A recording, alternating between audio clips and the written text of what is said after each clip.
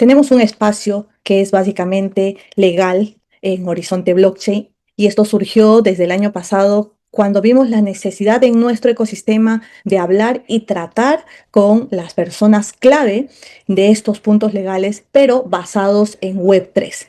Y el día de hoy vamos a hablar del marco regulatorio que probablemente va a definir el futuro financiero del Perú, pero aquí implica temas de la tecnología blockchain, probablemente también las criptomonedas. Como todos sabemos, el primer caso de éxito de uso de una blockchain o el primer caso de éxito de uso en blockchain fue Bitcoin. Y eso fue el 2009 cuando se lanzó al ecosistema. Por eso es que muchas personas relacionan blockchain y Bitcoin, pero Bitcoin y las criptomonedas son solo un caso de uso dentro de la blockchain. Hay muchos casos de uso que hoy en día se aplican y ahora la blockchain también se puede aplicar para todas las entidades financieras. Así que vamos a hablar el día de hoy del Sandbox Regulatorio 04142, que fue emitido el año pasado en noviembre. Pero esto no es que sea algo nuevo, esto es de un sandbox anterior que viene desde el 2021. Ya nuestros abogados expertos nos van a contar de este tema. Y para ello hemos traído a invitados clave que están trabajando, que ya tienen un sandbox. Aquí tenemos a nuestro invitado Lenin Tarrillo. Lo pueden seguir también por sus redes sociales, lo encuentran como Lenin Tarrillo. Él es Product Owner Blockchain y Cripto en el BCP, que es el banco más importante de nuestro país aquí en Perú. Actualmente es líder de innovación en blockchain y criptoactivos en el Banco de Crédito del Perú. Lenin es un referente en la transformación digital del sector financiero. Con más de 11 años de experiencia, ha diseñado estrategias innovadoras que integran blockchain y servicios financieros digitales, posicionándose como un pionero en el ecosistema fintech, ganador del premio Democracia Digital por el proyecto Mapa 19 y mentor de startups como Coiny y Scalanet. Su visión estratégica ha impactado tanto a nivel nacional como internacional y hoy en día también es el líder de esta innovación que ha sacado el BCP en un sandbox exclusivo que se llama CryptoCocos, que está dirigido para 5.000 usuarios, y él ya nos va a contar un poco más qué se hace en CryptoCocos. También les quiero presentar esta noche, tenemos a Jacqueline Escobar, quien es abogada colegiada en Perú y en Nueva York, con más de 10 años de experiencia en TradFi, FinTech y Blockchain. Su trayectoria combina trabajo en reguladores financieros, firmas de abogados de primer nivel y asesoría estratégica a startups y empresas innovadoras en FinTech y Web3. Actualmente es founding member de Rosegli Law, una firma con enfoque humano y tecnológico, desde la cual asesora a startups y compañías en Perú, Latinoamérica, Estados Unidos y otros mercados globales. Asimismo, es presidenta del Comité de Ética de la Asociación Blockchain y DLT del Perú, es miembro de Women in Crypto y principal en Divergent Tide, iniciativa enfocada en innovación y sistemas más inclusivos para el emprendimiento. Jacqueline es abogada por la Universidad Nacional Mayor de San Marcos y cuenta con un LLM por la Universidad of Pennsylvania. Y bueno, además su formación especializada en blockchain y fintech a través de cursos del MBA de Wharton Business School. Aquí tienen su link para que la puedan seguir también en sus páginas oficiales. A su vez nos acompaña otro invitado que se encuentra hoy conectándose desde México, que es Alejandro Mandujano, y él es director del Global Ops y Desarrollo de Negocios. Alejandro cuenta con experiencia en banca, finanzas, supply chain, sistemas de información e infraestructura de telecomunicaciones. Se especializa en centros de datos y telecomunicaciones en la región. Es CEO de Highline Technologies, BAA, GBA, estándares, Assessment Associate. O sea, en GBA fue el primer asesor certificado en estándares de la BMM. Él ya nos va a contar de qué trata esto. En Iberoamérica, ocupando diversos cargos dentro de GBA, miembro del Consejo de Administración, director senior de Operaciones Internacionales y Desarrollo de Negocios, director de la región iberoamericana, lidera los grupos de trabajo de contenido y educación internacional de GBA. En blockchain es especialista en votaciones, finanzas, infraestructura y cuidado de la salud. Bienvenidos, y también tienen ahí su LinkedIn para que puedan contactar con Alejandro. Y tenemos también a Adolfo Morán, que es director de asuntos regulatorios en la Asociación Blockchain del Perú. Adolfo Morán impulsa el desarrollo de marcas normativas que equilibren innovación y cumplimiento en el ecosistema Web3 con experiencia en EJ, asesorando a entidades financieras y fintech en Perú y Latinoamérica. Ha trabajado en procesos regulatorios complejos, optimización de cumplimiento y estructuración estratégica bajo estándares exigentes. Además, lidera la comunidad Ethereum Lima, promoviendo educación, diálogo técnico y colaboración entre el sector público, privado y la comunidad tecnológica. Aquí tienen sus redes sociales, pueden escanear su QR y pueden contactar con todos nuestros ponentes el día de hoy. Les damos la bienvenida. A ver, yo creo que ya pueden abrir sus audios. ¿Cómo están todos? Buenas noches. ¿Qué tal? Buenas noches. Hola a todos, ¿qué Buenas tal? noches, ¿cómo están? Y vamos a empezar. Me gustaría primero que cada uno nos cuente un poquito de este sandbox. ¿Qué opinión tienen al respecto? ¿Qué piensan que este sandbox va a aportar a nuestro país? Sabemos que apenas tiene unos pocos meses. Empezamos por Lenin, que de pronto, Lenin, tú nos cuentas tu experiencia con el sandbox que es CryptoCocos y lo lanzaron ya hace 4 meses, ¿cierto? Sí, sí, sí, o sea, de hecho, mira, en concreto, nosotros yo creo que todo el ecosistema financiero es regulado, es el que ha explorado el sandbox, pero finalmente creo que desde BCP fuimos un poquito más allá y logramos estructurar el proyecto de tal manera que pueda ser entendido por la SBS y validado dentro de este sandbox regulatorio, ¿no? Entiendas el sandbox como un paraguas regulatorio, que es más o menos como un funnel sobre el cual pasa el proyecto. Se analiza si verdaderamente calza dentro de estas ramas que contempla, dentro de estas rutas regulatorias, y se analiza también el propósito. Finalmente, creo que ahí coincidimos mucho con abrir la cancha en las conversaciones con la SBS, que básicamente lo que buscábamos era aprender, ¿no? Aprender de un ecosistema que ya veníamos creciendo y que pues el banco no tenía, digamos, un conocimiento de los clientes, de las rutas, de la tecnología que hay detrás. Y, o sea, al inicio, sí, nosotros pensamos, pues, bueno, hay que hacerlo, pero funcionó mucho que nosotros hayamos abierto las puertas un poco en modo aprendizaje o en modo, si quieren ponerlo así, como que borrador para conversar antes de presentar el proyecto con la SBS, ¿no? Creo que esas reuniones previas importantes dieron mucho resultado, porque finalmente el regulador también necesita entender de qué va el proyecto, qué tecnología hay, qué riesgos sobre todo pues involucran, ¿no? Finalmente un sandbox, en esos entonces, de hecho el sandbox se actualizó el año pasado, pero en ese entonces solamente podrían participar los regulados, ¿no? Sobre el supuesto de que los no regulados, como fintech y startup, pues no necesitaban sandbox, porque finalmente hay algo ahí bien paradójico, ¿no? O sea, una fintech puede hacer todo lo que no esté expresamente prohibido, ¿ya? Seguramente ahí los abogados por ahí complementarán esta parte, yo más o menos lo veo así, pero un banco solamente puede hacer lo que está habilitado para hacer, lo que específicamente está en la ley de bancos que le diga, oye, tú puedes hacer esto, esto, esto. Entonces, cualquier servicio que a pesar de que no esté prohibido, no figura en estos servicios autorizados, el banco sí o sí va a necesitar tocar la puerta al regulador y decir, oye, necesito que me habilites un paraguas regulatorio para probar esto. Ahí entra el sandbox y esa es la lógica del sandbox. Pero creo que el año pasado, con esta actualización donde ya involucra a no regulados, pues creo que es buenísimo, porque finalmente las fintech pueden implementar modelos novedosos que terminen conversando o que tengan un paraguas regulatorio. Y con esto un poco lo pase seguramente a alguien más. Lo que antes, o sea, si bien es cierto, la fintech no tiene, o sea, no tenía como que impedimentos, porque no hay, digamos, hablando de cripto, no hay un impedimento expreso de que, oye, no puedes operar con eso porque es ilegal. Pero cuando una fintech desarrolla servicios con cripto, digamos con cripto estable, va a tener una serie de impedimentos comerciales de los bancos, porque al no estar regulado, normalmente pues el banco se enfrenta a un dilema, oye, tú quieres operar como infraestructura financiera un servicio el cual no está regulado. Y creo que ahí está lo clave, ¿ya?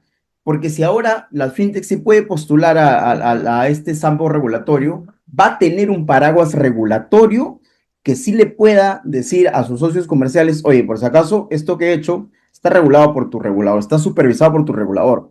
Entonces, por lo tanto, no habría, creo yo, impedimentos para, digamos, operar con cripto y tener a bancos como socios, ¿no? Creo que desde mi punto de vista ese es el mayor avance que ha tenido el Sandbox en esta actualización. Pero sí, o sea, creo que finalmente termina siendo pues un buen paraguas regulatorio para innovar. Lenny, cuéntanos un poquito, ¿cuánto tiempo te tomó para que te acepten el sandbox actual que tú tienes? Porque entiendo que el sandbox que ha solicitado BCP no es el sandbox que tenemos desde noviembre del 2025, sino es uno anterior y me parece o podría decir que fue el que promovió a la SBS esa necesidad y dijo, ok, estoy viendo que el BCP lo está solicitando, entonces mejor aperturo esto para todos. Sí, o sea, de hecho, la ley del sandbox, ¿no? Se actualiza el año pasado, pero ya venía, como te digo, con unas cuantas reglas establecidas ahí. A nosotros sí nos tardó porque el proceso ya, o sea, tú tienes como que el marco del sandbox sobre el cual vas a postular el proyecto, ¿no?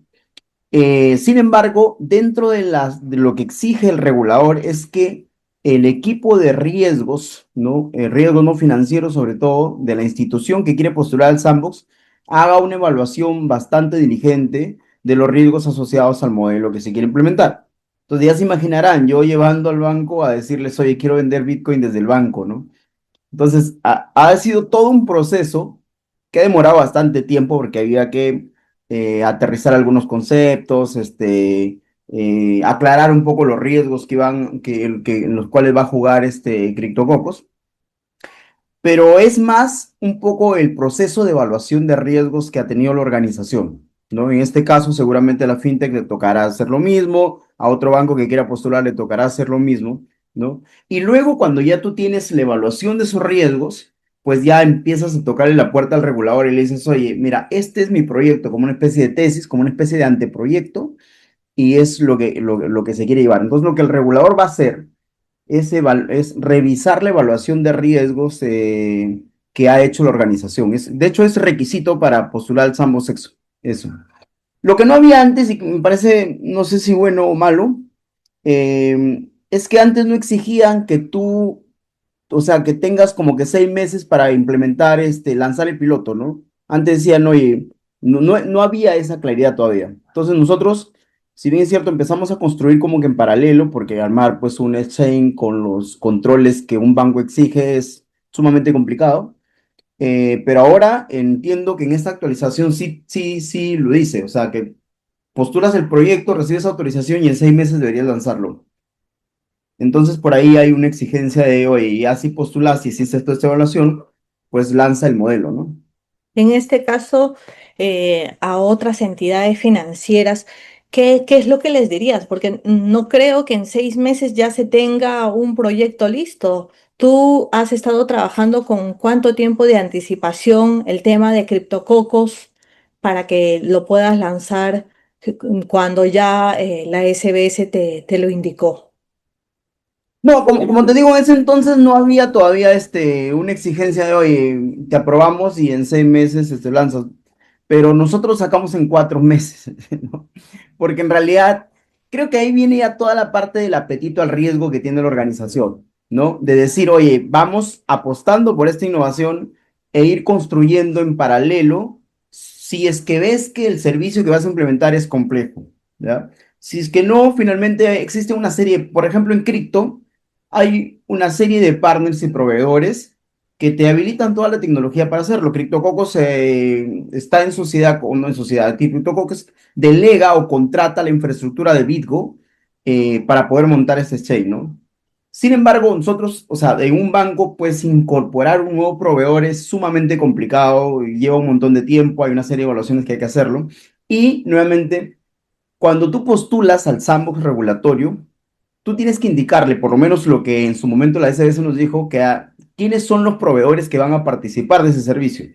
Entonces, y esos proveedores tienen que pasar por una debida diligencia, que también desde el banco pues ha sido muy ácida ese proceso, porque esa evaluación de due diligence se le acerca, se le lleva también se la junta al expediente.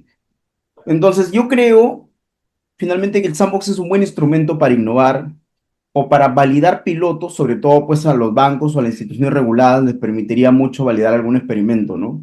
Con un paraguas regulatorio y eso es sumamente importante porque, o sea, un banco o un regulado tiene dos mecanismos para innovar, sobre todo cuando hablamos de innovación disruptiva. Uno es, oye, me asocio con esta startup o la compro o compro parte o invierto, ¿no? Digamos en un exchange, me asocio con este exchange o compro parte y aprendo poniendo al exchange al frente. El otro mecanismo es hacerlo internamente, ¿no? Que es la que nosotros optamos. Es una ruta más compleja, pero te deja mayores aprendizajes. Pero es de todas maneras pues un buen mecanismo para innovar, ¿no? Y ahora sí, gracias por contarnos tu experiencia, Lenin. Y quisiera dejar el micro abierto para Jacqueline, Adolfo o Alejandro que quieran agregar aquí. ¿Y qué han visto ustedes que cambia realmente con esta ampliación del sandbox? ¿Y qué impacto consideran que va a tener en el sistema financiero peruano? A ver, bueno, comenzaré yo.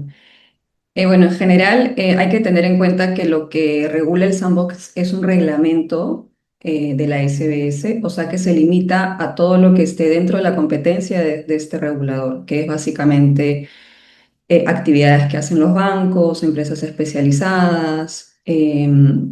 No implica, por ejemplo, que hablemos de tokenización de activos, ofertas públicas con blockchain, que eso le corresponde, por ejemplo, a la Superintendencia del Mercado de Valores, ¿no? Entonces, un primer punto principal es que el Perú está bastante atrasado. Tenemos sandbox funcionando desde el 2016 a nivel global. Tenemos normas que aplican a todas las competencias del sistema financiero, en México, en Chile, en Colombia, Brasil ni se diga. En Brasil y Europa tienes casos de interconexión, o sea, no tienes al BCR o a la SBS no conversando sobre la flexibilización de las actividades que ellos regulan, ¿no? Entonces, el principal, o sea, más allá de la rigurosidad de los requisitos que podemos decir, o sea, yo coincido en que si comparamos la versión anterior que teníamos cuando salió la primera resolución de la SBS, claramente ese no era un sandbox para la mayoría de los que habíamos dado una opinión en ese momento, porque no incluía a los que justamente necesitaban o tenían esta chispa de innovar, ¿no? Que eran los no regulados, no supervisados. Entonces, por ahí vamos bien, vamos mejorando en ese aspecto, pero el problema es que hay un límite. Si es que por ahí hubiera alguna actividad híbrida, ¿no? Que combine temas de mercado de capitales, no se va a poder hacer, ¿no?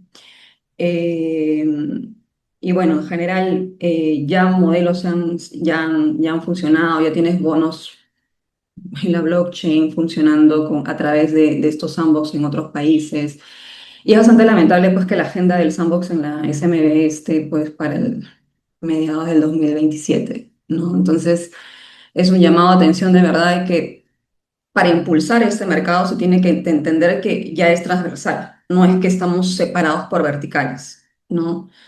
Entonces, creo que ese es mi principal comentario. No sé si porque hay para que tenga espacio, Adolfo, de comentar. Gracias, Jacqueline. Eh, Adolfo, de pronto quisieras agregarnos un poco sobre el sandbox. ¿Qué opinas? Sabemos que anteriormente en la primera emisión del sandbox que viene del 2021 no consideraban a los terceros tecnológicos. Hoy en día ya les dicen a las entidades financieras reguladas, puedes incluir o tienes que incluir al tercero tecnológico en caso uses infraestructura de una startup, de una fintech, en este caso, como lo hace el BCP, de un exchange. ¿Qué es lo que cambia del modelo de antes a ahora y qué mejoras nos trae para todo el sistema financiero en nuestro país? Y ojo que son terceros, pero no regulados. Claro, Diana, muchas gracias por la invitación. Sí, mira, en realidad este tema del sandbox es bastante interesante. Como comentaba Jackie y Lenin, el sandbox es, diría en simples palabras, un mecanismo, ¿de acuerdo?, para facilitar la innovación en el sistema financiero. Y, digamos, los primeros sandbox, este mecanismo datan de 2014, 2013, 2015, ¿no? Sobre todo en Inglaterra, también en Singapur, entre otros países. Y como te digo, la principal finalidad o lo principal foco es facilitar la innovación en el sistema financiero. Cada jurisdicción y cada país tiene realidades muy diferentes, ¿no? No podemos, el Perú no se puede comparar a Inglaterra, no se puede comparar a Singapur. Y de la misma forma, estos mecanismos de sandbox funcionan de diferente manera o tienen un foco diferente en estos diferentes países, ¿de acuerdo? En el caso del Perú, como bien dicen, se emitió un reglamento de la SBS en el 2021 que creó el sandbox, ¿no? Este mecanismo de modelos novedosos. Básicamente esto buscaba facilitar la innovación en el sector financiero. ¿Por qué? Porque como dice Lenin, o como dijo al inicio, las entidades del sistema financiero solamente pueden hacer lo que dice la ley de bancos o la ley del sistema financiero. No, no pueden hacer otra cosa. O sea, si en el artículo 221, que es el artículo que dicen todas las actividades que pueden hacer los bancos, empresas financieras, cajas, etcétera, si no está, por ejemplo, ofrecer Bitcoin, pues no lo puede hacer, ¿no? ¿Por qué? Porque justamente el sistema financiero protege la estabilidad financiera. O sea, todo el sistema financiero está en función a unos objetivos, ¿no? Entre ellos, pues, proteger al consumidor financiero, la estabilidad financiera, la inclusión financiera y demás. Entonces, el sandbox justamente es este espacio controlado que habilita a las entidades del sistema financiero a poder probar cosas o actividades, ¿no?, que normalmente no podrían hacer con la licencia que tienen, ¿de acuerdo? Eso es como que en líneas generales. El gran cambio que ha venido con la regulación en el 2025 es que esto se amplía. Ahora no solamente lo pueden hacer las empresas que están reguladas y supervisadas por la SBS, sino que también lo pueden hacer empresas que no lo son. O sea, una startup, una fintech en general que no tiene licencia o que tiene simplemente un registro. Por ejemplo, puede ser una empresa de préstamo o en general ni siquiera tiene que tener registro, ¿no? Entonces, este tipo de empresas hoy en día podría postular al sandbox. Este diría que es el principal cambio entre la versión del 2021 y la versión del 2025, que es la actualmente vigente. Ahora, este es un cambio que seguramente se ha dado con experiencias, ¿no?, con mayor estudio del fenómeno. Sin embargo, la realidad es que hoy en día, de hecho, el BCP es el primer caso de uso del sandbox peruano. Todavía hay muy pocas fintech, muy pocas empresas del sistema financiero que están animando a probar el sandbox como una herramienta, un mecanismo para facilitar la innovación financiera. Y de hecho esto es muy importante porque el sandbox en realidad sí es un mecanismo que es un win-win, por así decirlo, ¿no? O tiene muchas ventajas. Por un lado, permite al regulador, en este caso la SBS, realmente conocer de manera muy cercana cómo funciona tal tecnología o cómo funciona tal modelo de negocio innovador, sobre todo en el mundo cripto, que como sabemos es muy innovador, cada año, cada mes, ¿no? Siempre está innovándose. Y si no tuviera un espacio como el Sandbox, pues tendría que estudiarlo, tendría que contratar consultoría, que actualmente lo hace, pero un Sandbox es un espacio que le permite verlo de más cerca. Y esto también le permite armar mejores regulaciones, ¿no?, para regular este mercado o ese sector si es que lo amerita, o si es que no lo amerita porque los riesgos no lo ameritan, pues no regularlo o regularlo medianamente. Entonces, por el lado regulador, ganan mucho utilizando el sandbox.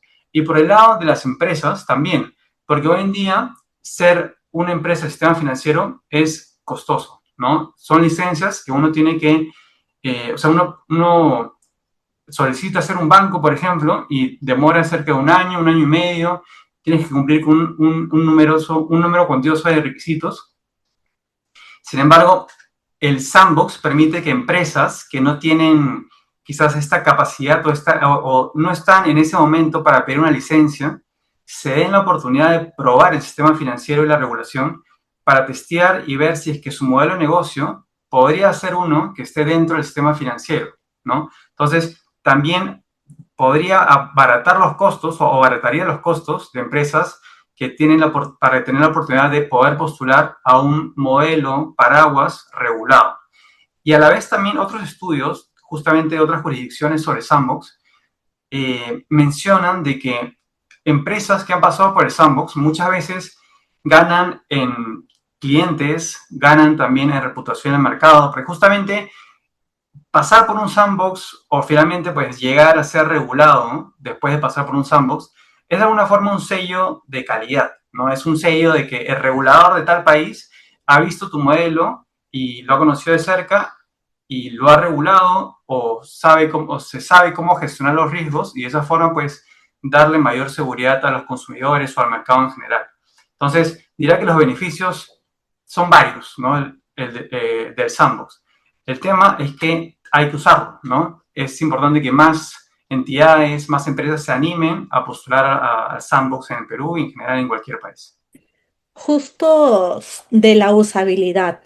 Eh, los últimos días me he reunido con algunos colegas, muchos empresarios que quieren lanzar sus proyectos, pero tienen ese temor todavía y dicen, no, mejor que lo haga otro. O es que el BCP ya lanzó su sandbox, pero es que ellos son un banco grande y por eso es que los han aprobado. Pero yo soy una fintech, soy una empresa que recién está iniciando, mejor que lo hagan otros y cuando ya la regulación se apruebe o ese sandbox vea que se necesite y la SB se lo integre, ahí me lanzo yo. Mientras tanto, sigo trabajando de esta manera. ¿Qué opinan ustedes sobre lo que está pasando? Incluso me decían, ya he contactado con mi equipo legal y me dicen que nadie se está presentando al sandbox. No sé si es que no se están presentando porque no saben que hay esta oportunidad para que trabajen de manera regulada. Sabemos que mucha infraestructura o muchos productos que vienen con la infraestructura blockchain están trabajando o de repente están operando todavía en una zona gris. ¿Qué les dirían ustedes a estas empresas, a estas fintech, startup que tienen un producto que lanzar, pero tienen ese temor? Pues, si me permiten, Y adelante, Alejandro. yo lo que me ha tocado ver es que una sandbox es como la fase cero de un ecosistema nacional de blockchain que muchos le llaman soberano. Sí, ahorita no hay proyectos soberanos operando, hay uno en Latinoamérica, hay otro en África y uno en Asia, como tal. Y el esquema inicial es, vamos a definir las reglas para que todo el mundo opere bajo ese sistema. Obviamente lo más importante es la parte financiera. Sí, en fases posteriores te decimos, ¿sabes qué? ¿Qué va a pasar con la operación de los comercios? ¿Qué va a pasar con la operación de las fábricas? Todo se va a integrar en unos sandbox. Obviamente ese sandbox va a tener que ser diferente con diferentes requerimientos, porque como decimos, bueno, dependiendo de la industria o el dominio en este caso es como vas a definir los requerimientos. En algunos casos todo tiene que ser sobre un protocolo, en otros casos es libre para que finalmente se cumpla con estándares y se cumpla con regulaciones. Entonces, tomando esto en cuenta, en realidad lo que hace un sandbox es darte como la gobernanza digamos, y el cumplimiento de estándares y regulaciones de cada país. Obviamente, como mencionaba Adolfo y Lenin, depende del tipo de ecosistema de la parte política de la misma sociedad, es el avance que va teniendo. Y eso lo estamos viendo en toda la región, en diferentes sistemas. Puede ser desde supply chain, la parte de votaciones, la parte financiera. Cada uno va preparando a su sociedad en un camino. Ahorita empieza todo como voluntario, como invitación, pero va a llegar un momento donde empezaron a subirse los grandes y los chicos van a tener que subir. Ya no va a ser porque quieran, va a tener que ser obligatorio. Con lo que tú comentabas, Dayana, ¿qué pasa con las empresas pequeñas? En todos los protocolos tenemos sandbox, ¿sí? Por ejemplo, puedes tener una testnet que nada funciona, se suelta la mainnet a operación si no está perfectamente validado y opera de forma segura. Lo que podemos hacer, lo que se puede recomendar es a las compañías pequeñas que empiecen con un protocolo. Sí, por ejemplo, puede empezar en la región está LNet, que era LACHE, el BID, que tiene Hyperledger, tiene un ecosistema que puedes empezar a trabajar ahí. Es bastante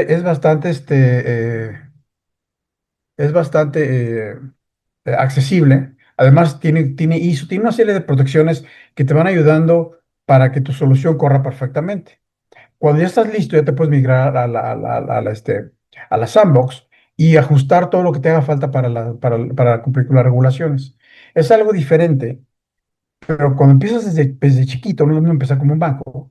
Tienes que darte, como decimos aquí, tu maña, ¿no? Ver cómo le haces para llegar al objetivo, pero desde lo pequeño. Empezar en este caso, con la acción es bueno, o LACNet, porque finalmente, LNet, perdón, porque te van guiando con estándares, te ubican, te dicen, sabes que tu diseño está bien o mal, ves desde estándares, y después te vas a la parte regulatoria.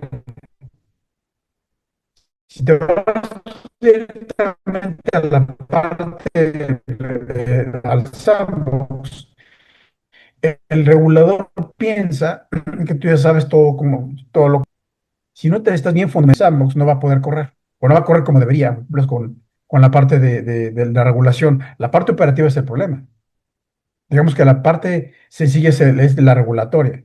Porque ¿qué pasa con las interconexiones? Puedes tener tú un tercero, como decían hace rato, pero ese tercero, en cuanto se conecta contigo, pues tú le vas a abrir la puerta de la bóveda a una compañía que a lo mejor lo único que maneja de cripto es las criptomonedas, pero atrás sigue Web 2, o viene todo es Web 3, todo el backend es Web 3. Lo que busca el sandbox es que toda la integración de punta a punta, de end-to-end, sea en blockchain, para que finalmente toda la diferente gobernanza que se va a empezar a dar y se integre en todos lados. Ahorita, por ejemplo, y empezar por la parte financiera es porque solamente tenemos como, como cumplimiento la parte financiera. Es anti-lavado de dinero, antifinanciamiento contra el terrorismo, o bien la parte de manejar dinero en efectivo. Eso es lo que ahorita les preocupa. Y por eso empezar por ahí, porque finalmente tienes que controlar ese gran boquete que tenemos todos, porque finalmente el dinero no bancarizado nos da un problema. Además de que está el Gafi, está el NIST encima de todos, pues es algo que tenemos que ir cerrando. Pero una vez que empiezas con un esquema integral de blockchain, la gobernanza se da en todas las áreas. Si vas a tener, como tenemos ahorita en la parte financiera, pero en todas las áreas. Esto es lo que está buscando a largo plazo el regulador. Siempre busca al final que todo esté integrado, que de punta a punta no tengamos problemas, porque si opero de una forma diferente, lo que hemos visto es que el principal agujero donde se meten todos los fraudes son por las APIs. Siempre interconexión entre dos soluciones que lleva blockchain, puede ser o no blockchain, con una interconexión API, el problema está ahí. Y en cuanto tú le abres la puerta, toda la parte que tú tienes de clientes, tienes que migrarla, porque si no te van a vaciar el banco completito. ¿Qué tienes que hacer? Bueno, tener un sistema de control de identidades totalmente robusto, que no te puedan entrar con inteligencia artificial por la bóveda y meterse a las aplicaciones directamente o a los clientes para vaciar las cuentas. Un ejemplo, que a lo mejor no es directamente el mismo, pero detectamos que en la parte de votaciones se metieron por la energía eléctrica a los escáneres para editarle firmware y cambiar el orden de las votaciones. Cada X número de votos había un voto diferente. O cambiar totalmente el esquema de las votaciones, el reporte del escáner. Si eso pudieran hacer con un escáner, lo mismo pueden hacer con cualquier cuenta de cheques o cualquier inversión. Entonces aquí realmente, si le abres la puerta o no, no te puedes librar de reforzar toda la parte completa. Un ejemplo lo hicieron, por ejemplo, una empresa de Naciones Unidas Es un fondo de más de 900.000 millones de dólares que paga mensualmente a gente de Naciones Unidas, tiene ese problema. Entonces ahorita ya con inteligencia artificial ya no puedes editar la parte de la cara. La prueba de vida es diferente. La prueba de humanidad es diferente a lo que ahorita cualquier banco tiene. Esa parte tenemos que considerarla, pero casi nadie la está considerando. Porque es lo más importante del control de la información, aunque tu legacy esté en Web 2, tienes que controlar en cuanto tú abres la puerta a algo que es Web 3, tienes que tener controlada la parte de entidades, que es lo más importante dentro de una solución de blockchain, porque finalmente te abres la puerta por ahí y se mete todo el mundo.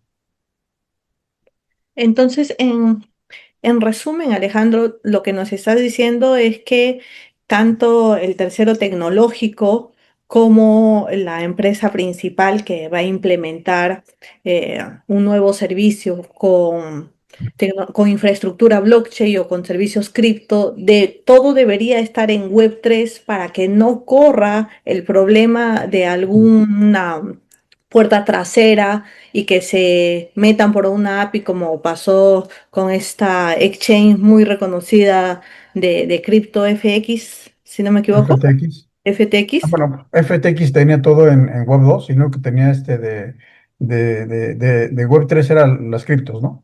Todo estaba manejado hasta con hojas de Excel, entonces no había control. Obviamente no es el caso de los bancos, pero todo lo que está manejando es Web 2. Todos los sistemas legacy, muchos todavía están desarrollados en tecnología muy, muy, muy vieja. De hecho, sé que hay bancos que están utilizando todavía, ay, se me olvidó el nombre de este protocolo que tiene más desde los 70 operando toda la parte de transacciones de bancos. ¿Sí? Entonces, ese tipo de cosas finalmente nos va a llegar un momento donde tengamos que migrar forzosamente toda la operación. Obviamente, ¿qué va a pasar con el sandbox? La entidad regulatoria te va a ir llevando poco a poquito, no va a querer de que estés en 3 años de 0 a 100. La idea de hacer proyectos cortos es que no vayas a lanzar todo, más, velo lanzando por módulos. Entonces tú lanzas un módulo ahorita y en 4 meses lo puedes sacar, lo pruebas perfecto y te vas por el siguiente módulo. No es que toda la solución de punta a punta la tengas que hacer, porque si lo quieres hacer es imposible en 6 meses. Y el que lo haga, pues el problema es el riesgo. Yo no me arriesgaría a lanzar una aplicación, operación, cuando no he probado lo suficiente. O sea, el sandbox en teoría tienes un mercado limitado, pero finalmente para irlo creciendo, vas a tener que migrar a otro sandbox para ir migrando poco a poco la prueba, hasta que finalmente pueda lanzarlo a nivel nacional. Entonces vas a ir haciendo por fases. Entonces es algo que tienen que considerar, irlo haciendo poco a poco para evitar tratar de adelantar todo de una forma tan rápida que no pueda darte tiempo de tener la parte de control. Ya lo bien importante es que un smart contract, si lo haces mal, tienes que tirar toda la plataforma. Ahora imagínate que tienes una solución de punta a punta con más de 70 smart contracts, es un problema. Sí, y a veces hay soluciones que tienen, se llaman state machines, que son macroprocesos que se corren al mismo tiempo. Y cada uno de esos macroprocesos tiene varios diferentes tipos de smart contracts. Pues imagínate cuando hables una operación nacional digamos que aunque es una sola división como cuenta de cheques o inversiones patrimonial o tarjetas de crédito, el riesgo se vuelve pues, espectacular. Entonces no vale la pena que te vayas por ese riesgo, vámonos por fases y por módulos. Entonces yo creo que sería la mejor recomendación que puede hacer. Y con respecto a la pregunta que hacía o a los casos que vienen ocurriendo, que las empresas, las startups o fintech, no, que ahora, como nos comentaba Adolfo, tienen esa posibilidad de presentar su producto a este sandbox, pero todavía tienen ese temor. ¿Qué les dirías? O nuestros abogados, si han visto estos casos, ¿qué piensan al respecto? Yo, ¿Va a responder Alejandro? O bueno, Bueno, por favor. sí, ok. Sí, o sea, es que en realidad el sandbox en sí, más allá de que sea como que un espacio seguro, como que está derivado de este término de no hay caja de arena de niños para que cuando se caigan o pasen todas estas cosas, ¿no? Que este es el espacio.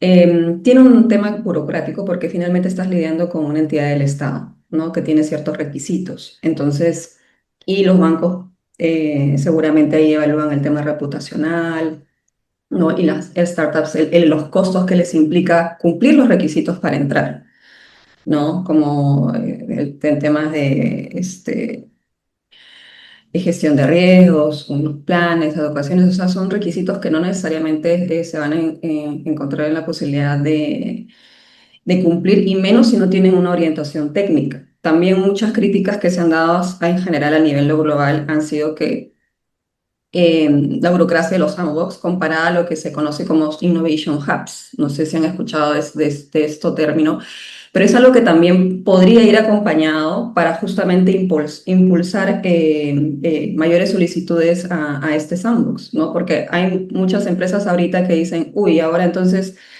todos los que innovamos en esto vamos a tener que entrar al sandbox. No, o sea, hay cosas que se pueden hacer, antes se han podido hacer, pero hay ciertas cosas que en realidad necesitan a veces la interpretación del regulador para que te diga qué se puede y qué no se puede hacer, ¿no?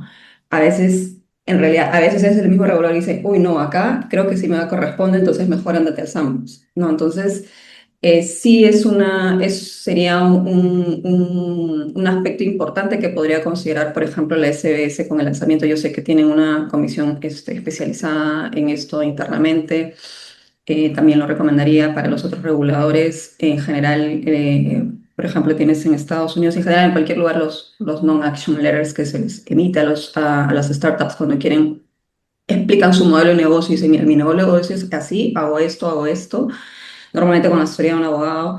eh, y en muchos buenos casos es gracias a ese pronunciamiento que la startup tiene una zona, digamos, más cubierta para no arriesgarse a estar incumpliendo alguna norma, ¿no? Entonces, eh, sí es entendible, pero también parte de lo que mencionaste, Diana, o sea, puede ser que no conozcan los efectos, los beneficios, ¿no? Como decía Adolfo, que en realidad una empresa ya tiene como que el reconocimiento de un regulador, y sobre todo porque ya pasó un filtro, porque no todos van a entrar al SAMS, hay un tema de idoneidad también, ¿no? Entonces, son varios aspectos que se tienen, pero bueno, recién tenemos poco tiempo con la puerta abierta, así que esperemos que esto se haga más conocido, que los reguladores también, digamos, en el ejercicio de sus facultades puedan promover esto, que puedan tener una puerta abierta para consultas. Eso es bastante importante, y sobre todo lo que decías, a la comunicación entre ellos, que se necesitan reguladores coordinados, ¿no? Porque ahora con la innovación es como que las facultades han estado distribuidas desde hace muchos años, y cada sistema financiero es muy similar, pero algunos concentran todas las facultades y algunos las tienen separadas como nosotros, ¿no? Pero sí, hay muchos casos en donde ya para abordar los temas de fintech y cripto se ha integrado todo, ¿no? Entonces eso sería lo más idóneo. Ok, Ahora, nada más adelante.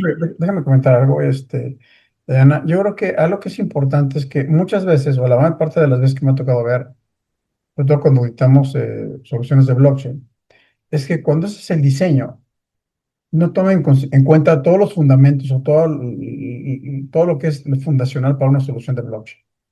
Se van muchas veces directo al protocolo, se van directo a algo que puede ser rápido, pero muy pocas veces en el equipo de diseño se involucran a un abogado o abogados y contadores especializados en el dominio que quieren utilizar.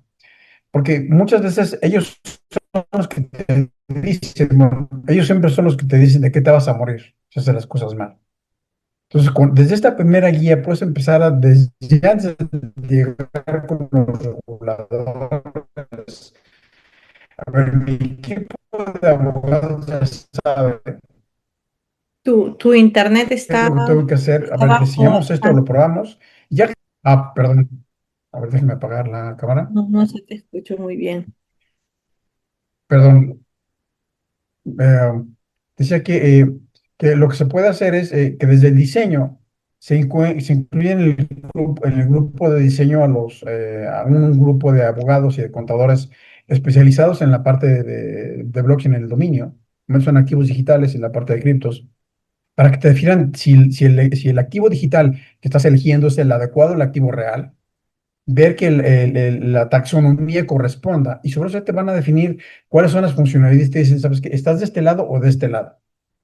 te va a faltar esto para cumplir en el diseño con la ley.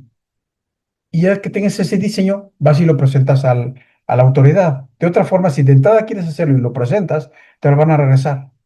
Porque hay muchas cosas que solamente te da el diseño bien hecho cuando te puede dar la seguridad de que estás haciendo bien las cosas. Y eso, créeme que he visto muchísimos casos, si no es que la mayoría, que no consideran la parte del diseño. O sea, antes de llegar a presentarlo, tienes que tener el prototipo desarrollado, cuando menos en escrito. Es lo que quiere ver el regulador. Y muchas veces no llegamos a esa parte.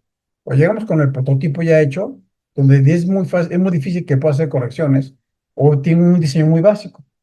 Lo importante es llegar con un prototipo creado, ¿sí? Con una prueba de concepto, aunque sea en escrito.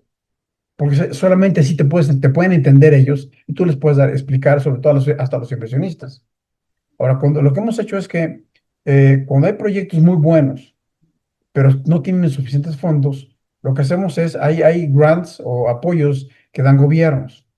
Hay inversionistas que generan, que tokenizan un proyecto y se pasa esa inversión a la bolsa de, no sé, puede ser eh, en Argentina o en Brasil o llevados a Estados Unidos o a Suiza o Europa y consiguen los fondos para ese proyecto. Ahorita sé que hay dos proyectos, uno es en Argentina para un data center de una empresa chiquita, una startup, y otro es un proyecto de tokenización de bonos de carbono para otro país que eso va a ser en Miami. Pero entonces ya tienen fondos para hacer, si es que tienes bien hecho el desarrollo y el diseño, puedes tener fondos. Si alguien quiere, tiene interés, con Dayana los puedo contactar con gente que se dedica a eso, ¿no? Porque lo importante es que crezcan. Y tienes una buena idea, pero no tienes el recurso, pues no es justo que no la puedas sacar cuando algo va a ser bueno para el mercado y para el país y sobre todo para la gente. Yo tal vez puedo colaborar ahí con una opinión, de hecho, ya me va a tocar desconectarme un rato, pero yo no creo, o sea, si es que se tiene si tiene un proyecto de innovación y se analiza que va a ir por al sandbox regulatorio, ¿no?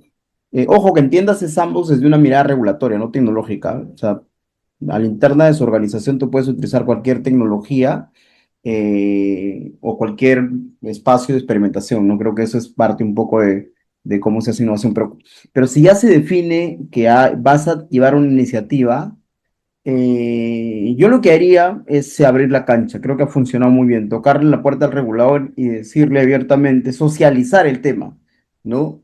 Si llevas algo muy construido o muy en prototipo, posiblemente estás construyendo algo que luego no te aprueben. Porque en esas primeras conversaciones que vas a tener, eh, te van, o por lo menos te van a retar a ver si verdaderamente el regulador pues es el adecuado para la iniciativa que quieres llevar, ¿no? O quizás no es la SBS, quizás es la SMB, quizás el Banco Central tiene alguna iniciativa, o sea, o parte injerencia ahí, quizás Sindecopi, seguramente, Sunat. Entonces, creo que las etapas irían más o menos así, ¿no? Se diseña bien el modelo de caso que quieres llevar a cabo.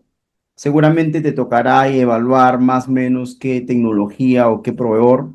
Y luego yo creo, no sé, que sí debería socializarse con el regulador. Entendamos que los sandbox, o por lo menos el de Perú, el sandbox regulatorio todavía es muy nuevo, ¿no? O sea, muy nuevo en uso, ¿no? Entonces, creo que es chévere lo que ha pasado porque el regulador ha demostrado que tiene la capacidad de sentarse a escuchar y poder entender o evaluar las propuestas, pero no es que ya funcione todo como una maquinita, como un, digamos, como un procedimiento ya que por lo cual pasa un montón de cosas, no es, ¿no? Entonces creo que sí ayudaría mucho socializar la iniciativa con el regulador. Y eso también te sirve a ti para darte cuenta qué riesgos estás relevando en el modelo y sobre eso, pues, digamos, puedes ver si continúas o buscas una alternativa, ¿no? Hay una pregunta que me han hecho diferentes entidades financieras porque es un tema muy importante que que hoy en día el mundo cripto ha resuelto y es los envíos transfronterizos, que sé que la banca y sé que el BCP en Bolivia también ya tiene resuelto este tema, pero aquí en Perú seguramente deben haber bancos, no dudo que BCP no lo esté haciendo, si ya lo ha resuelto en Bolivia, probablemente ya tenga iniciativas. Esta pregunta es para todos en general, todos los abogados, Lenin, Alejandro. Este caso específico de transfronterizo, entiendo todavía que no se está usando infraestructura propia porque todavía no se tiene, se está en una etapa de evaluación o implementación inicial a nivel financiera. Infraestructura me refiero a blockchain. eh, y necesitan sí o sí de un tercero tecnológico, como en este caso tú mencionas Lenin, BitGo. eh, ¿Tendría que pasar, por ejemplo, por el sandbox o habría otras formas o sería más fácil agilizarlo con otro tema legal? Sea, de hecho, esa es una buena pregunta, ¿ya? Es una pregunta clave que le va a tocar analizar a la interna, dependiendo, pues, digamos, de cada institución que quiera evaluar el caso, ¿no?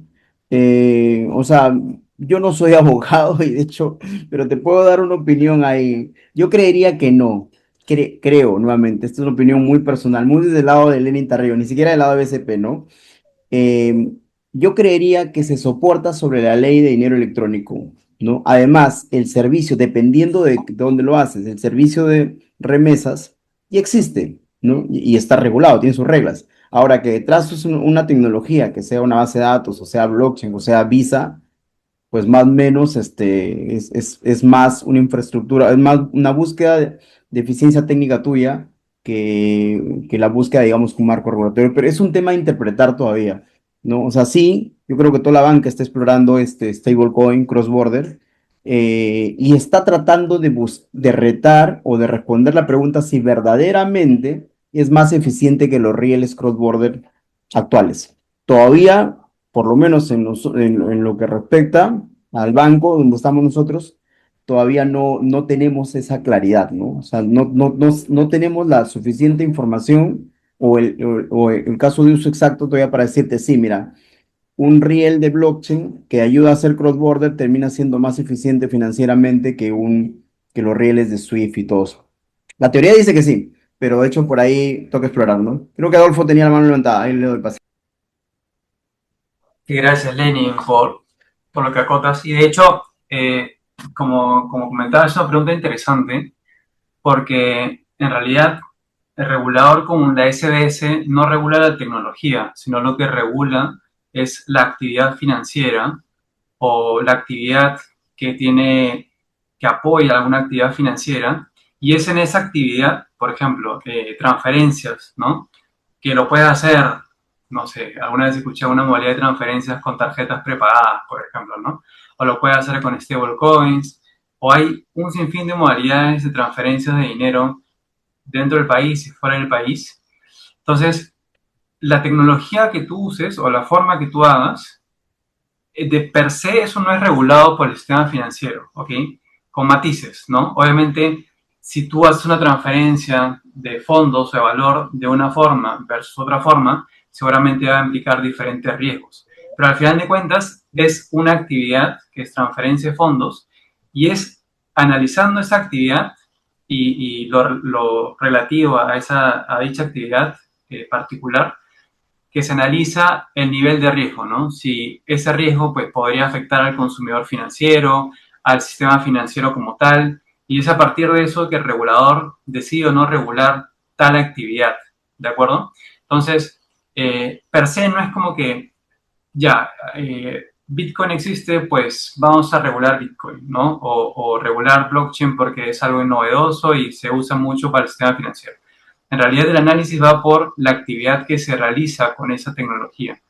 Y es ahí donde se hace el análisis de si merece o no regular, ¿no? Y de hecho, hace un tiempo hubo un proyecto de ley acá en Perú que se ha quedado encarpetado para regular al mercado de criptoactivos y tuvo observaciones por parte de todos los reguladores, SMB, BCR, SBS, Y si buscan por internet, de hecho hay un oficio justamente que es, digamos, la carta que responde la SBS a la comisión que estaba analizando este proyecto de ley, donde argumenta por qué no sería una buena idea o por qué la SBS no está en estos momentos o en ese entonces interesado en regular el mercado de criptoactivos, ¿de acuerdo?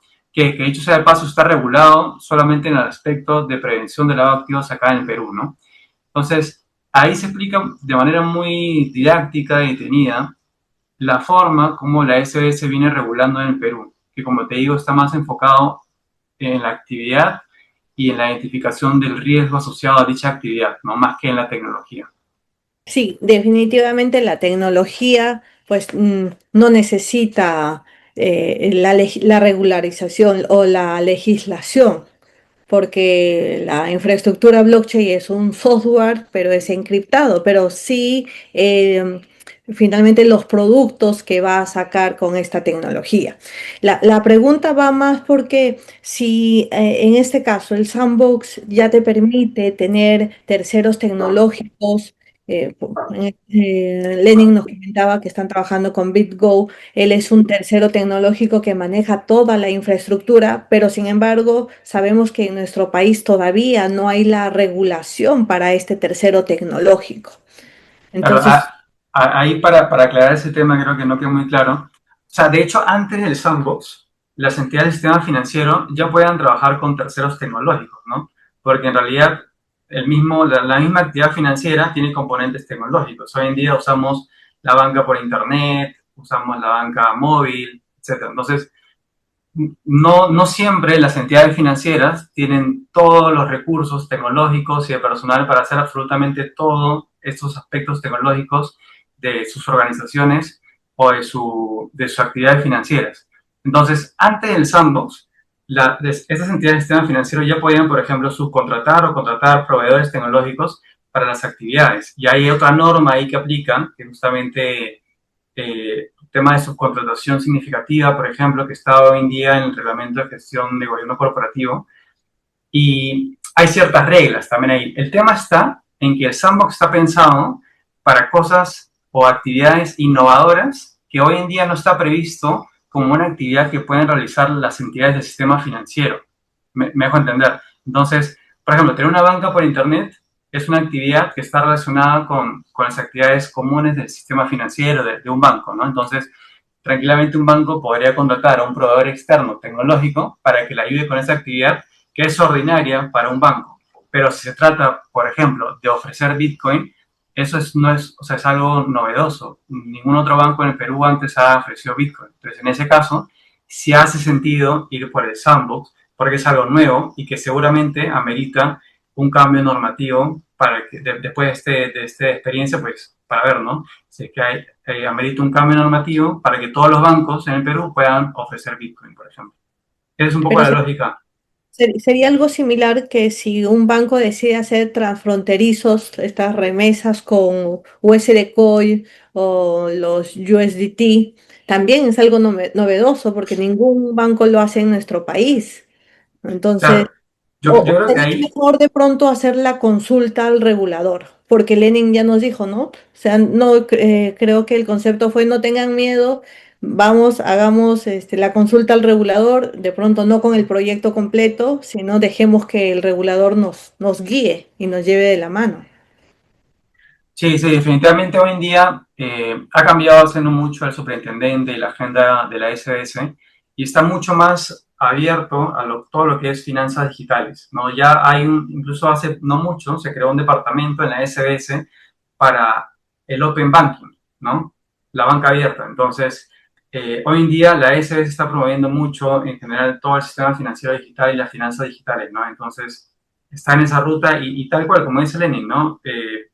La SBS, que es una autoridad que conozco bastante de cerca, pues siempre ha tenido bastante apertura, ¿no? En conversar con alguien que quiere entrar al sistema financiero o con algún administrado, ¿no? A un supervisor. Ok, sí, hago siempre esta pregunta porque a la mayoría de colegas que me encuentro les pregunto esto porque todos tienen un concepto diferente. Recuerdo es cuando estuvimos en El Salvador hace poco, en el evento de Plan B, hice esta consulta y uno de los colegas también del ecosistema muy reconocido me dijo, no debería pasar por la SBS porque finalmente el banco contrata a un tercero y este tercero tiene la custodia del dinero. La custodia del dinero no pasa por el banco. Y la otra pregunta era, ok, tiene la custodia del dinero, pero es un exchange y las criptomonedas todavía no están reguladas acá en el Perú. Entonces, y por acá vi también esta pregunta que nos la hace Ernesto, dice, la pregunta es ¿legal o ilegal el uso de criptomonedas en Perú para los ciudadanos o hay un vacío legal? No la prohíbe, pero está en observación. ¿Cuál es la realidad? Creo que tenemos todavía ahí, sabemos que hay zonas por trabajar y este sandbox va a permitir, mientras más proyectos se presenten, va a permitir que esa regulación pues crezca y se empiece a abrir las puertas para este ecosistema o esta nueva infraestructura, blockchain y todos los productos que trae ah, y que hemos visto que ya se viene implementando incluso muy ya con un marco legal muy definido en Estados Unidos con la Genius Act, que incluso les permite emitir sus propias stablecoin.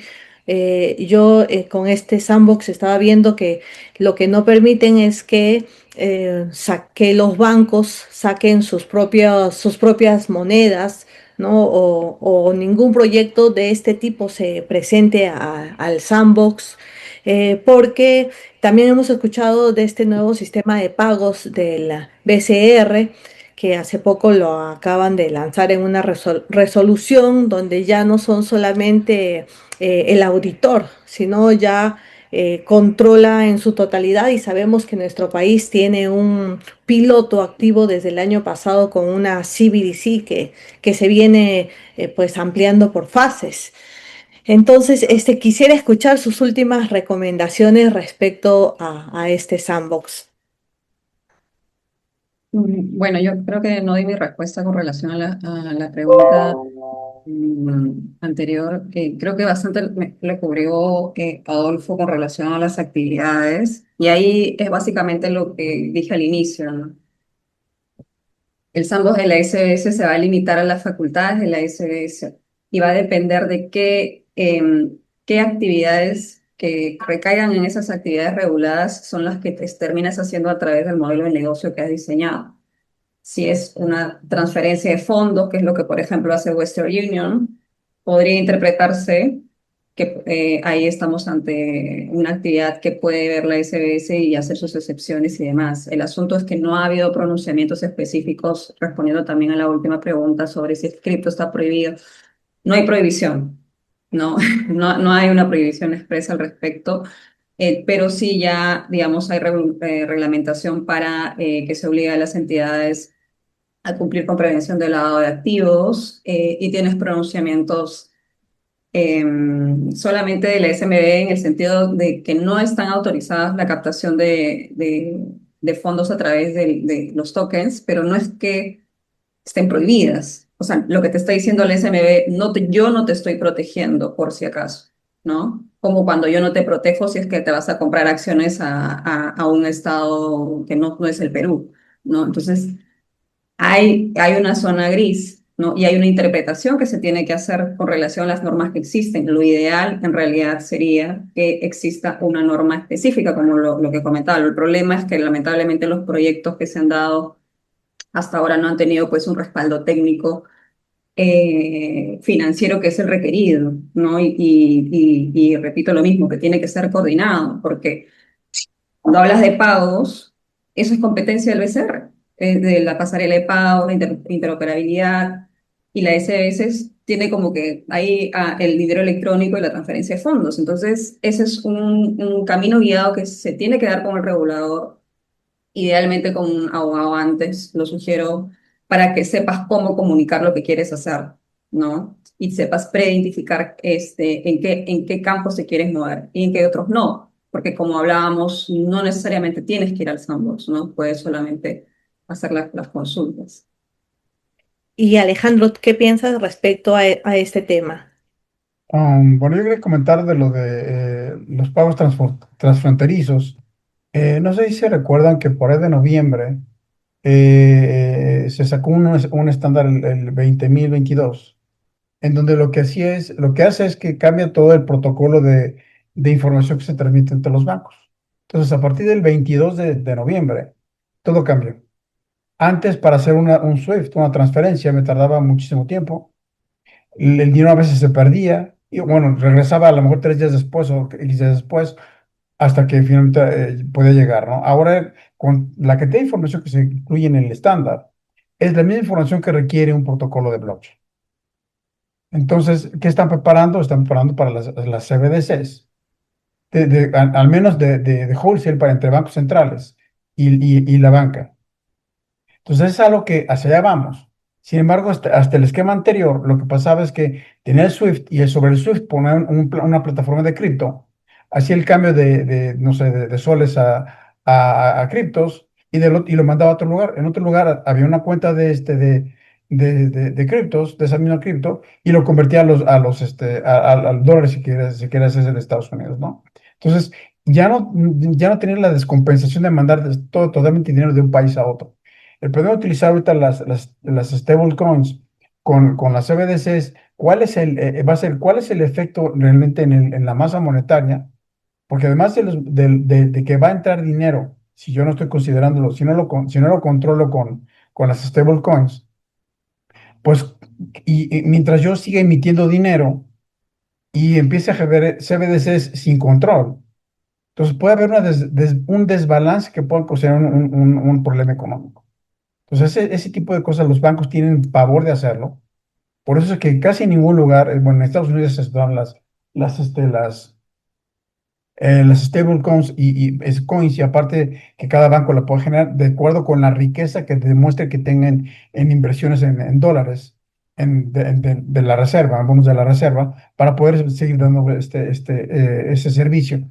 Pero si es en otros países, el problema es la descompensación de salida de dinero o entrada de dinero a un mercado que no está preparado para eso. Eso es algo que tenemos que considerar, porque en el tiempo se va a hacer, pero tenemos que ir paso por paso para que los gobiernos puedan controlar la parte, si quieren ser CBDCs, que para mí es ser el peor de los errores, y más si es retail, yo diría mejor vámonos por CBDC, que CBDC es una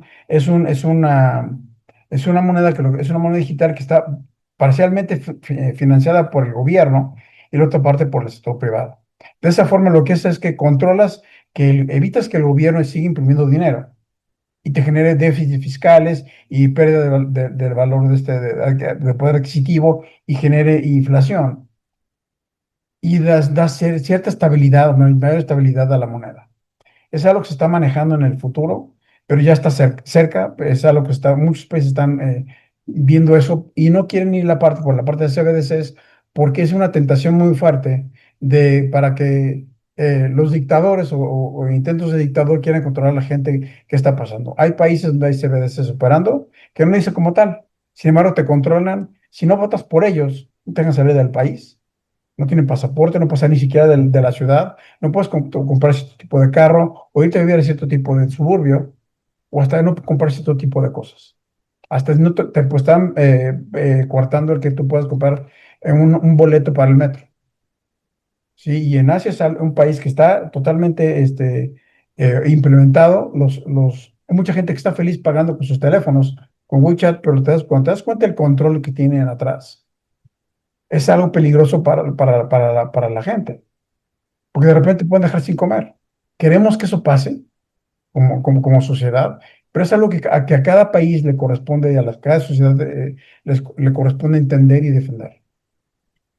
Wow, lo que nos dices finalmente, todo lo que se viene trabajando, al final va a aterrizar todo en la ISO 20022. Así Y es. esta ISO está preparando los cimientos para probablemente las CBDCs de cada uno de los países. Así Menos es. Estados Unidos, porque sé que Estados Unidos no quiere No eh, quiero. CBDC, porque ya no tiene la necesidad, prácticamente el dólar se ha vuelto digital mediante todos los que tenemos stablecoin, los países nos seguimos dolarizando si es que seguimos usando stablecoin, entonces ha encontrado la carta perfecta ahí Y Estados además Unidos. porque los libertarios no quieren que vamos, están en favor de la libertad de expresión y no tiene el gobierno por qué saber en qué gasto. Y Carstens del BIS dijo hace como 6, 7 meses, ¿por qué no puedo saber en qué gasta la gente? ¿Para qué quieres saber en qué gasta la gente? Lo que estás fomentando es que haya más gente que empiece a irse por criptos, que no pague impuestos, que se vuelva un no causante y que finalmente pueda afectar la viabilidad del país. Si Yo él creo quiere irse por ese lado, es que un... ese tema va a ser otro punto de nuestro siguiente café blockchain, porque en realidad hay mucho que debatir ahí.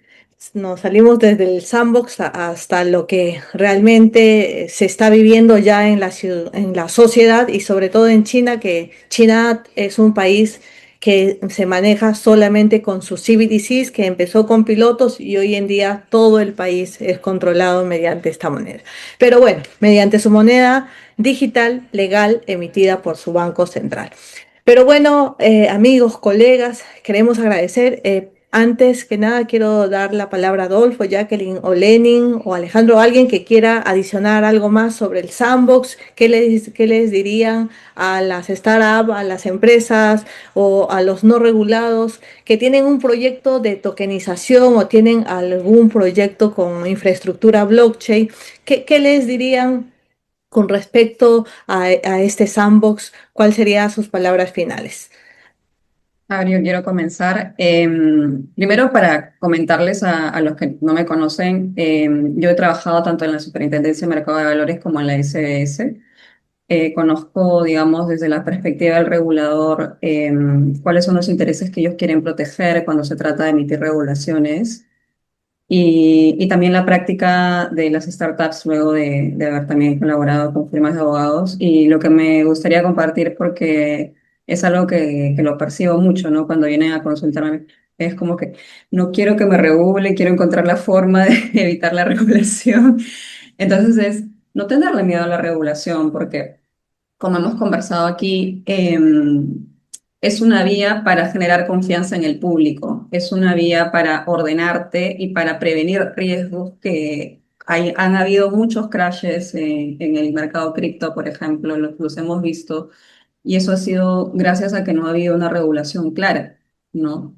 Entonces, ya globalmente y el Perú, bueno, al paso que se está dando, está siguiendo esa línea, estamos buscando reglas claras, ¿no? Entonces, desde acercarte y preguntarle al regulador, igual con cuidado, ¿no? De qué cosas, cómo quieres hacer tu modelo, ya es un paso importante. Y lo otro es ver, por ejemplo, algo más light como el sandbox para hacer un modelo de negocio, ¿no? Entonces, creo que es bastante valioso entender de que este es un camino que hace escalable tu negocio y viable, ¿no? Y sostenible en el tiempo, ¿no? Eso yo termino. Muchas gracias, Jacqueline. Adelante, ¿quién más quisiera decirnos? No sé si Adolfo, Lenin o Alejandro, ¿quieres complementar algo? Adolfo, adelante. Sí, bueno, nuevamente gracias por la invitación y definitivamente pues el sandbox es un mecanismo en el Perú muy nuevo todavía. Quiere decir que si bien hay una regulación, todavía no hay muchas experiencias por las cuales pues, el regulador diga esto sí funciona, esto no funciona. Y lo ideal sería que más participantes, tanto del sector financiero como no regulados o no supervisados, pues participen en el sandbox, ¿no? Para poder promover justamente la innovación en el sector financiero y ajustar la normativa en caso haya que ajustar para que esto funcione realmente bien. Y bueno, un gusto igual poder discutir con colegas, ¿no? Con gente del sector cripto, siempre es muy enriquecedor y encantado de estar aquí nuevamente. Muchas gracias, Diana. A ti, Adolfo, muchas gracias. Y también me gustaría escuchar a Lenin con sus últimas palabras y qué les diría a todas las empresas que por aquí están, hicieron un mensaje y dicen, eh, El sandbox debe considerar qué pasa luego del sandbox. Mientras no estén claros los regímenes regulatorios de transición, serán poco democráticos. Solo grupos fuertes financieramente participan. Las startups quedan fuera porque no pueden darse el lujo de participar y no poder seguir trabajando. De pronto, Lenin, me gustaría que aportes aquí tu experiencia o tus palabras finales. No sé si estás por ahí. Creo que fue a tomar un cafecito. Alejandro, Pues mira, gracias antes que nada por la invitación y déjame decirte algo que no tiene que ver con el tema, pero bueno, quiero felicitar a Adolfo porque nadie lo sabe y no lo ha dicho. Él es el primer certificado en el estándar en Perú hace como que, ¿cuántos meses, Adolfo? ¿3 meses? 3 meses, creo. Y es Sí, y es uno de los pocos que estamos preparando para que se vuelva un asesor certificado para que pueda dar asesoría a las empresas en Perú y en la región y que pueda ayudarlos sobre todo a sortear ese tipo de requerimientos que se tienen que cumplir antes de llegar con los ambos. wow, muchas gracias, Alejandro. qué genial. Felicidades a Adolfo por esa iniciativa. Y no sé si está Lenin ahí para terminar. Creo que se fue a tomar un cafecito. Pero bueno, entonces los invito a seguir a nuestros speakers de esta noche. GBA nos trae estándares para... Está dirigido, si quieres, puedes hablar un poquito, Alejandro, de ti y luego les voy a dar un espacio también, ya ahora que ya estamos terminando, para que hablen un poquito de ustedes y qué servicios podrían ofrecer al público. Ok, bueno, yo formo parte de GBA, soy responsable de la operación internacional de toda la asociación. Somos una asociación internacional con más de 4.000 miembros en el mundo y solamente nos dedicamos a estándares de blockchain y mejores prácticas. No hacemos otra cosa, no vendemos servicios, bueno, no desarrollamos proyectos, pero sí damos asesorías y capacitamos a la gente en cómo hacer de una forma correcta sus soluciones de blockchain. Como les comentaba, hay muchas soluciones que, bueno, de acuerdo con Gartner y el New York Times, el 94% de las soluciones blockchain que se desarrollan tiene un periodo de vida de 18 meses. O sea, nada. Eso quiere decir que toda la inversión que yo hice, todo el trabajo, lo que compré, se va a la basura. Y es como si yo quisiera crear un edificio de un rascacielos de 200 pisos por ejemplo, para un lugar donde no tiembla. Y lo quiero poner en el centro de la Ciudad de México, que tiembla cada ratito. ¿Qué va a pasar? Que al primer temblor todo se viene abajo. ¿Qué es lo que está pasando? El no tener fundamentos de blockchain nos lleva a problemas de que desarrollo. Entonces, los podemos ayudar en lo que necesiten. Alex y Alexander y Carla están en proceso de certificación también. Estamos en una alianza con ellos. Y le des apoyar a todo el mundo que quiera realmente hacer las cosas bien. Y lejos de vernos como competencia, la verdad es que unimos fuerzas y ayudamos a todas las comunidades de todos lados. Así es, muchas gracias, Alejandro, y doy el pase a Adolfo. Gracias, Diana. Bueno, yo soy consultor legal, tengo 10 años de experiencia continua asesorando tanto empresas del sistema financiero como empresas fintech que no son supervisadas directamente por el regulador. Y bueno, en resumen, pues si alguien está interesado en conocer más del sandbox o en solicitar ser parte del sandbox, pues yo los podría ayudar en la parte legal, explicándoles los requisitos y qué tienen que hacer y pues seguramente pasando por ese proceso, ¿no? Ah, bueno, y pueden visitar mi página web adolfomoran.com o mi LinkedIn también. Muchas gracias, Adolfo. Y Jacqueline, Ay, perdón. Para mi contacto, sí, lo mismo, jacquelinescobar.com, tomrosyellow.com está mi LinkedIn también. Ya, bueno, ya se enterarán de bastantes novedades, pero sí, también doy asesorías aquí en Perú y en general también a proyectos que quieran escalar a nivel global, también estoy en esos mercados. Ok, muchísimas gracias. Y bueno, Lenin me escribió por aquí que tuvo que salir, pero ya sabemos el proyecto de Lenin. Y para los que preguntaban si las criptomonedas son legales o no en nuestro país, no son ilegales, no están prohibidas, ya lo han dicho nuestros abogados que nos acompañan esta noche. Em, pero el BCP tiene un sandbox regulatorio, se está probando y pueden comprar de forma legal Bitcoin y USD Coin también con el BCP si es que son clientes. Ellos tienen ahí ciertos requisitos, tienen un piloto para 5.000 personas, pero no está prohibido. Todavía está en una zona gris en general, pero después de este sandbox vamos a ver cómo la normativa se va alineando a lo que ya vienen haciendo otros países. Por acá me escribieron lo que ya pasa en El Salvador, por ejemplo. Si bien Bitcoin no es moneda de curso legal, pero sigue siendo de curso legal. Solo le quitaron el término de moneda. Pero ya estamos avanzando y hemos visto cómo se hace y todo empieza desde un sandbox. Así que les agradecemos a todos. Feliz noche. Muchas gracias nuevamente a nuestros ponentes por este tiempo dedicado exclusivamente a toda la comunidad interesada en crecer y escalar sus proyectos. Nos vemos en el próximo Café Blockchain. Feliz noche para todos.